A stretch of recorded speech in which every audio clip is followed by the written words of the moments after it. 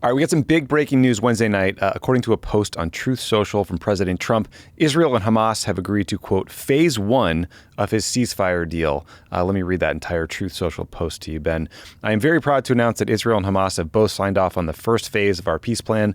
This means that all of the hostages will be released very soon, and Israel will withdraw their troops to an agreed-upon line as the first steps toward a strong, durable, and everlasting peace. All parties will be treated fairly. This is a great day for the Arab and Muslim world, Israel, all surrounding nations, and the United States of America. And we thank the mediators from Qatar, Egypt, and Turkey who worked with us to make this historic and unprecedented event happen. Blessed are the peacemakers, Donald J. Trump, President of the United States of America, in case you forgot his title. Okay, so Ben and I are recording this just minutes after that Truth Social post. We're going to try to walk you guys through what is in this agreement and what is not in it as compared to the 20-point peace plan that Trump announced last week. So it does seem like there's a big concession in here right at the top from Hamas in that the IDF is not required to fully withdraw from the Gaza Strip. Haaretz says the IDF will withdraw from most cities, but not Rafah, and just to agreed upon lines. They will not depart entirely. Some reports say the hostage release will happen on Saturday or Sunday. Presumably, that's just the living hostages.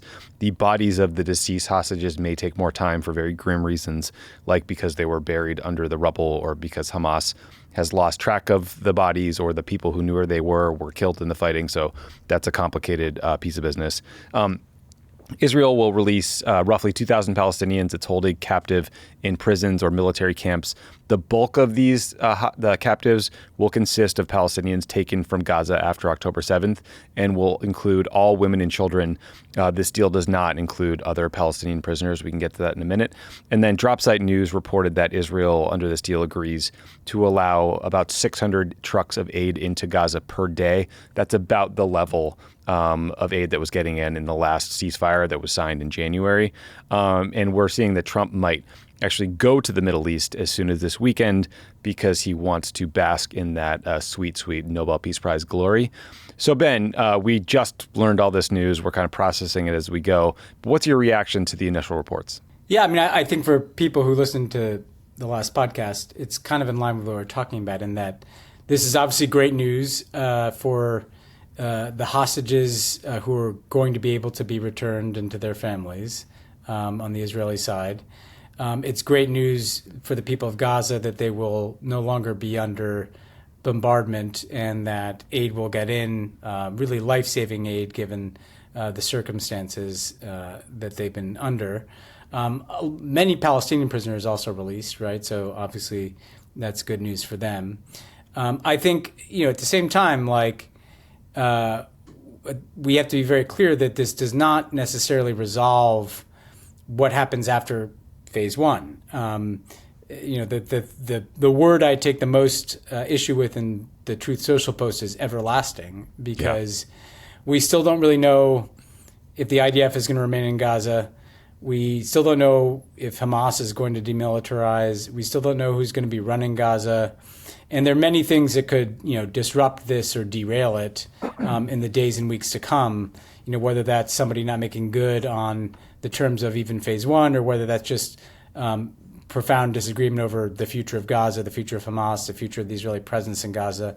So again, very good news. In line with the kind of last time there was a phase one, I mean, there have been two of these now where there was essentially a prisoner exchange that was agreed to that allowed for aid to get in and allowed for some relief. But I don't know that we can say that, the war, the bombardment, the ethnic cleansing, that's all over yet, because we just don't know yet. We have not heard details, which I think suggests that this is the part they were able to reach agreement on. Yeah, so Hamas is out with a statement. I think this is via Greg Carlstrom at The Economist, confirming that they have accepted the ceasefire plan, and they're basically relying on Trump to guarantee and to compel the Israeli government to abide by its terms. Netanyahu put out a statement. He says, "A great day for Israel. Tomorrow I will convene the government to approve the agreement and bring all our dear hostages home. I thank the heroic soldiers of the IDF and all the security forces, thanks to whose courage and sacrifice we have reached that day. I thank Trump," yada, yada, yada. So, it sounds like he still has to go through some official processes and get his government to officially approve the agreement, but I can't imagine Netanyahu would allow this thing to get announced without knowing that he can get that done. But to your point, Ben, I mean, like, let's talk about what's not happening in this deal. So the IDF, they're not only not fully withdrawing from Gaza, none of the language I've seen in what's been released so far says the bombardment will stop, the airstrikes will stop, the combat operations will stop. I hope that is the case, and it's sort of assumed here, but it's not written out. There's also no language preventing ethnic cleansing, which we saw, we all were glad to see in the 20-point plan that Trump released last week. But it's not in this phase one agreement. I wish it were. The Hamas has not agreed to disarm.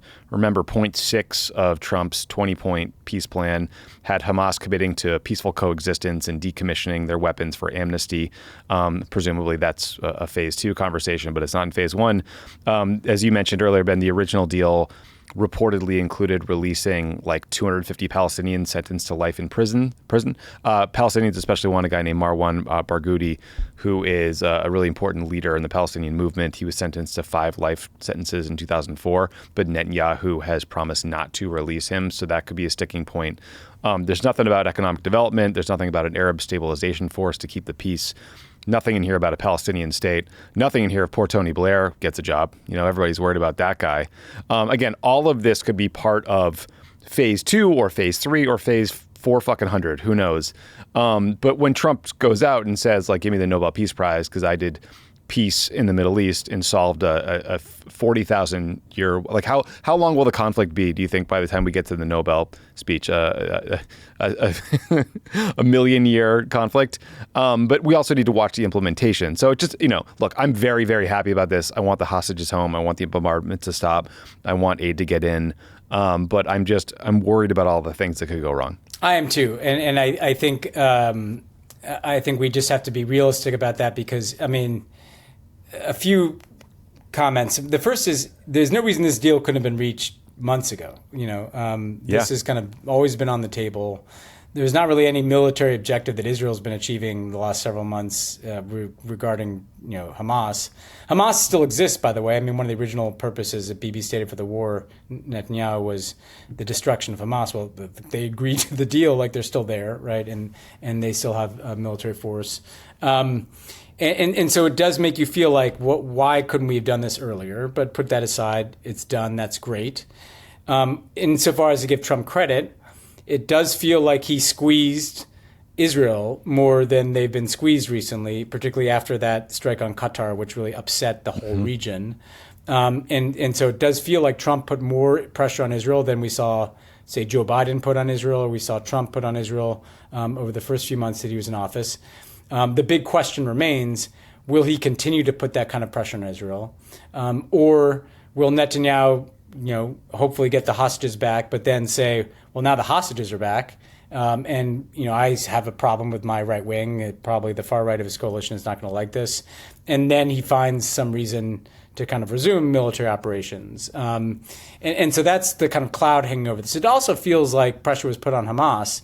And I'm not sure that that's Trump pressure. You saw Egypt, the Arab Qatar, countries, yeah. Exactly. And Turkey, right? Turkey and Qatar are generally seen as the countries with the biggest influence over Hamas. Feels like they really pushed them to get this done. The Rafah piece is interesting. So the IDF is, said that it's going to stay in Rafah. That's to control the border crossing. So that's to effectively maintain a blockade on Gaza. So that does not indicate that they're willing to relinquish any kind of control over every single thing that gets in and out of the Gaza Strip. And so that tells you that this is more like a freezing of the conflict for now than it is like a resolution of the conflict.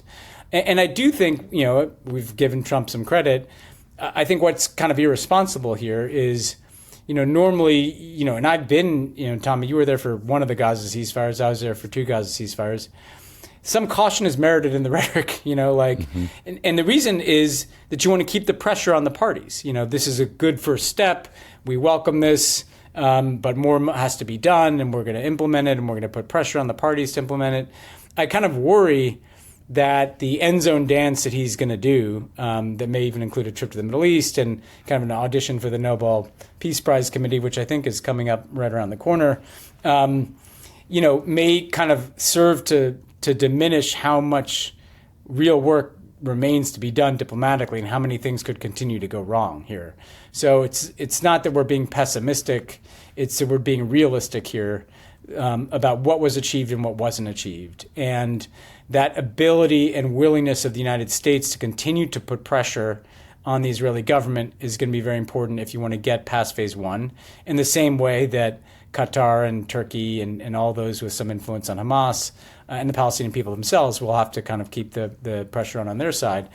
So again, a good day, but probably not quite the scale of world historic, Nobel, Grand Slam achievement that Trump is going to be telling us all it is incessantly over the next couple of days. Yeah, this isn't, the Good Friday Agreement. It's something far short of it, but is long overdue and is a good thing if it saves a lot of lives. This video is brought to you by Simply Safe Home Security. Simply Safe is the new way to keep your home safe. Typical security systems only react once someone is inside your home. Real security stops a crime before it even starts. With Simply Safe, the moment someone steps onto your property, AI-powered cameras detect threats while they're still outside your home and alert real security agents right away. To get 50% off your new system, go to simplysafe.com/crooked. That's simplysafe.com/crooked for 50% off. There's no safe like Simply Safe. Yeah, I'm with you, Ben. I mean, look, Hamas is a terrorist organization. What they did on October 7th is evil and unjustifiable. And it's ghoulish to say, but their largest source of leverage throughout the last 2 years has been holding on to these hostages. They made a major concession, as you said, under enormous pressure from these Arab countries to give up the hostages without a firm commitment that the war was over, and are now going to have to rely on Trump to guarantee that Israel follows through on those commitments. That's a big bet. Remember Trump kind of lied to Iran and said, you have X more days to negotiate, and then bragged that it was all a head fake to allow the Israelis to bomb them and kill all of their leadership. So that would be in the back of my mind. I worry about Trump kind of losing focus once the big announcements and the headlines go away, and Bibi Netanyahu finding some way to kind of worm his way out of this deal. And, suddenly the aid slows down and the airstrikes start again, and there's some justification for it, and life on the ground for these Gazans is still awful. But look, it's a major calculated risk, one that Hamas felt obligated to take, one that Netanyahu felt obligated to take. It doesn't seem like any of them necessarily wanted to take this deal, but they were forced to. It's interesting. Neither of them seem that happy in their statements. Netanyahu's first statement was kind of terse. Hamas kind of grudgingly acknowledged that they'd agreed to this, which is a bit worrisome, right? It shows you that, but look, that's how diplomacy is. Sometimes people have to be dragged to an outcome. I think another thing for people to watch here, because everybody's looking at the different phases of this 20-point plan that involves everything from Tony Blair running Gaza to, reconstruction and a Palestinian state at the very end of it. I'm more interested in in addition to aid trucks, are diplomats and journalists going to be able to get into Gaza? Are they going to start to clear rubble? The kinds of things that you would be doing if the war was over would involve it not being in this kind of frozen, hermetically sealed state that Gaza's been in. Literally just getting an accurate body count, beginning to clear, as ghoulish as it sounds to say and horrible, but clear bodies out of the rubble, to get hospitals running again. Are those kinds of things going to take place? If they're not, if in the days and weeks to come we don't see some kind of, I don't want to say normalcy, because Gaza's not going to be normal for many years, but some kind of increased presence beyond just some aid trucks, that's gonna be a red flag for me that that maybe this thing is just frozen in place until Israel chooses to resume some form of military operation. So look, we'll learn a lot day by day here. The first step is going to be literally just the return of hostages is complicated. We've seen that be difficult in terms of just the logistics of getting people to the border there with Israel. Question of whether Israel, the release of Palestinian prisoners is usually a simpler thing on their end, but they obviously have to follow through with it. Whether they're pointing fingers at each other and beginning to accuse each other of whether one side thinks the other side is not living up to the terms. There's a lot to look for here beyond just Trump, parachuting in potentially and receiving a Nobel Peace Prize, at least in his mind. Especially there's extremists in both camps, right? There's obviously literal terrorists in Hamas, but then there's like extremist right-wing zealots like Itamar Ben-Gvir and Smotrich, the finance minister, who will do everything they can to blow up this deal, and we'll have to watch what those individuals do. And, horribly, historically, people like that have managed to destroy peace agreements. But yeah, like to your point, Ben, what Israel wants out of a deal or out of this conflict generally, right, was to get the hostages back and then to neutralize Hamas as a threat. Now, obviously, like Hamas is not eradicated, but I don't think they're in any way a threat to Israel as in their current form. What you were talking about for people in the Gaza Strip, I mean, this is a generational reconstruction project. This is like nearly every single structure, all the plumbing, water pipes, like power lines, everything you could possibly think of has been destroyed. Hospitals, yeah, like all basic infrastructure. And so you're right, like it will be a huge red flag if a year from now there are just nicer, newer tents littering the Gaza Strip, but no like well-funded effort to actually rebuild it. I think that is a recipe for long-term disaster for people in Gaza, but also for Israel, because that is like the breeding ground for a group like Hamas. Well, yeah, and I think in the intention side, right, the intention of getting the hostages back and destroying Hamas were stated objectives, but you started to see Bibi himself start to talk about, there'll never be a Palestinian state and threatening to annex the West Bank even. And then Smotrich and Ben-Gvir are starting to talk about resettling Gaza and ethnically cleansing Gaza. So what will be put to the test going forward is, what are the Israeli intentions? Because if the Israeli intentions were to just essentially, deal a gigantic blow to Hamas and get the hostages back, they should be fine.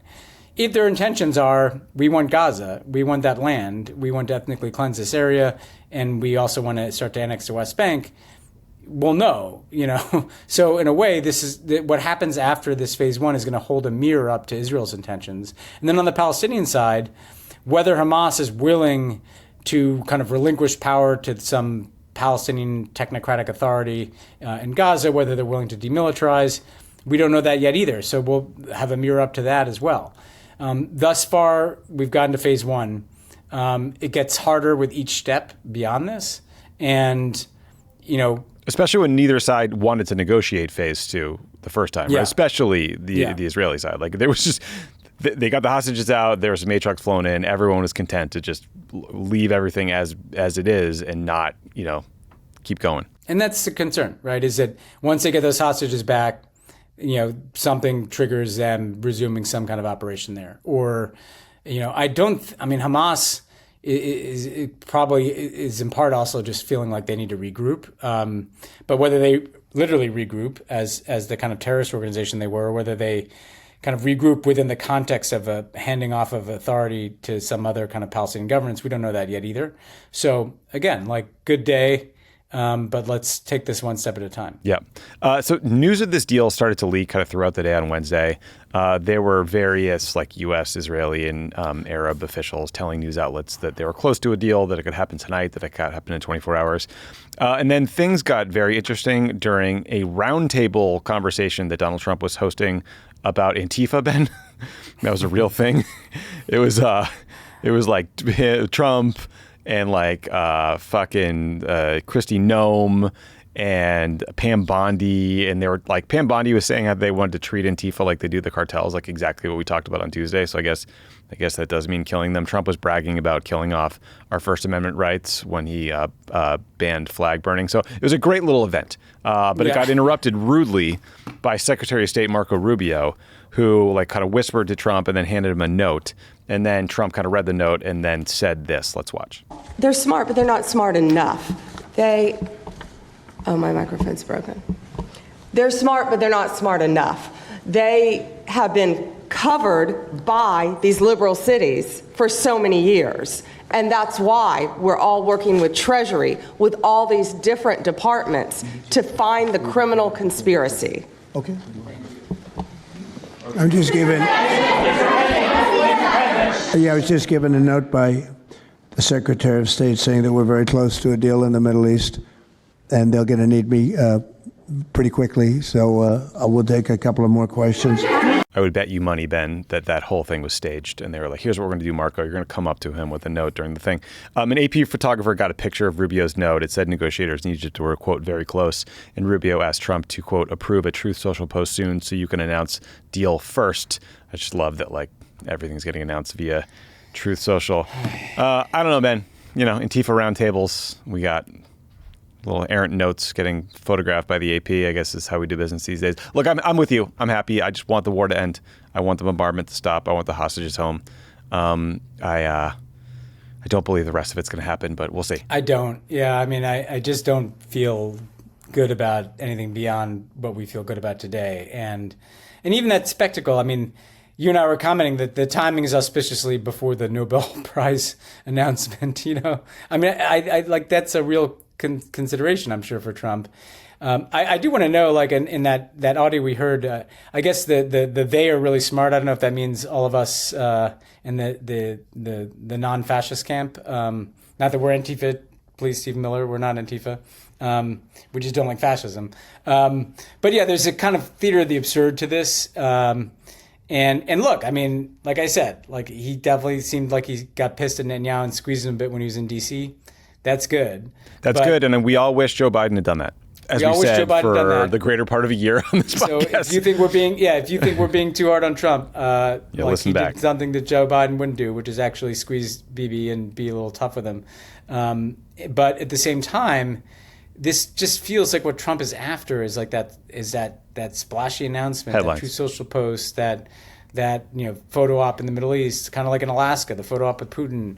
And there's all this work underneath of it, and for him to say we've everlasting peace and it's unprecedented, like, no, not really. Like, yep. If you got your 20-point plan done, yes. Yep. And so people need to just you can believe two things at the same time. You can believe that this is a positive thing that happened, but that it's not like the end of the conflict. It's by definition not the end of the conflict. Yep. We don't know the future of Gaza. We don't know the future of the West Bank. We don't know the future of Hamas. Yep. So let's just take it one step at a time. It's great that they got this done. I'm incredibly grateful to President Trump for actually putting pressure on Netanyahu, because you're right, that is clearly what changed and what needed to happen. And then these Arab countries put a lot of pressure on Hamas to make some concessions, and I'm so glad it happened. Frankly, it's crazy that it took this long. Like, it's insane. Yes. This war should not have gone on. This should have happened a year and a half ago. All the way back in the middle of Biden. It's genuinely shocking. Yeah. Like, every Israeli military and security and intel expert was saying that they'd exhausted the military value of this war. Everyone in Israel wanted the hostages back. People were being starved to death. Like, it's just insane that the international community let this go on so long. So I do think that's just worth noting, because it's fucking outrageous, and historians will study this period of time and how, like, the world just ignored this slaughter as it happened. That said, so grateful to Trump for getting it over the finish line. The rest of that plan is ambitious, to say the least, and the implementation and execution will require a lot of dedicated focus. I don't have a lot of faith in him being the guy who can pull that off, in part, Ben, because as we were talking, Favreau sent through a note in our Slack. It's an image of a Wall Street Journal story that talks about how, remember the September 20th tweet from Trump where he was like, Pam, he addressed it to Pam Bondi and basically demanded that she prosecute FBI Director Jim Comey and complained about how it's killing our reputation and credibility. Remember that? Turns out he thought it was a DM. Yeah. Well, I just, the last thing I'd say, because it's important what you just said, that let's not feel too good about this when this should have happened a long time ago. Like, how many people died, how many kids died, how much suffering was there? I mean, this should have happened by now. We should be further down the phases. And so that's on everybody. That's certainly on Netanyahu and his government. It's certainly on Trump and Biden, and it's certainly on Hamas. It's not on the people of Gaza or the hostage families in Israel who are the victims in all this. And let's just keep that perspective here before we, I'm anticipating the TikTok stories about how this got done. Everybody knew what this deal was. This is the same deal that has kind of been on the table that both sides have had an impossible time getting yes on since early 2024. So glad it's here, but in addition to it being a first step, it's also late. Yeah, it's very late. Okay, well, that's what we know for now. We're going to wrap this one up. Thank you for watching this Pod Save the World episode on YouTube. We're trying to do more of these when there's breaking news, so please subscribe to Pod Save the World on YouTube. It's free, and it also helps us get people who are searching for political news good factual information from a progressive perspective. So thanks for watching, and talk to you soon.